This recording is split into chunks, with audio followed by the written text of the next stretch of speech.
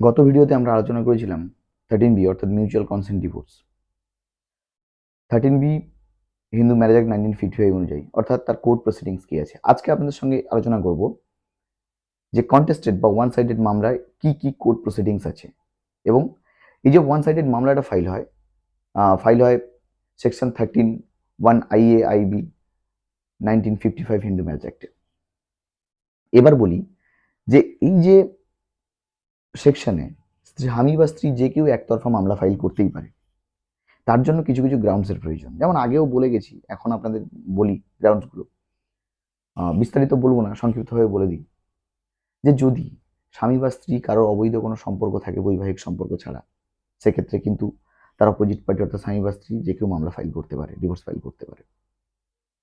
যদি স্বামী স্ত্রীর দ্বারায় আঘাতপ্রাপ্ত হয় বা মারধর করে বা যন্ত্রণাদায়কভাবে কিছু করে বা স্বামী স্ত্রীকে অত্যাচার করে বা স্ত্রী স্বামীকে অত্যাচার করে, সেক্ষেত্রে কিন্তু স্বামী বা স্ত্রী যে কেউ ডিভোর্স ফাইল করতে পারে।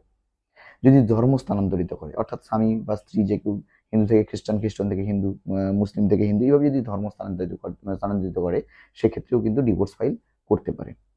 আচ্ছা, যদি স্বামী বা স্ত্রীর মধ্যে কেউ মেন্টালি বা ফিজিক্যালি সিকনেস থাকে সেক্ষেত্রেও কিন্তু ডিভোর্স ফাইল করতে পারে।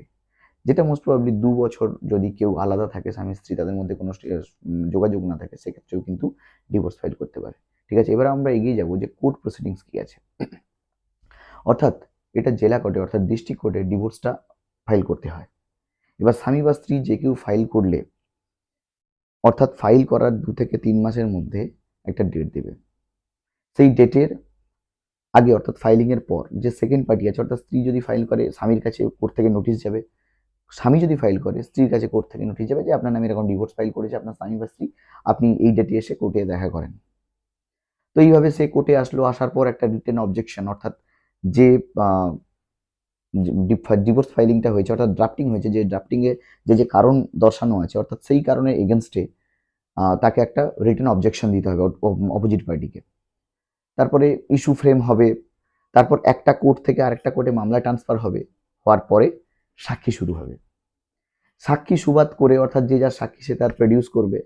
সাক্ষী সুবাদ করে যদি মনে হয় যে এই ভদ্রলোক ডিভোর্স চেয়েছে, ডিভোর্স দেওয়ার যোগ্য, কোর্ট যদি মনে করে সেক্ষেত্রে ডিভোর্স করবে, গ্র্যান্ট করবে। তাছাড়া কিন্তু ডিভোর্স গ্র্যান্ট করবে না, সেটাকে ডিসমিস করবে।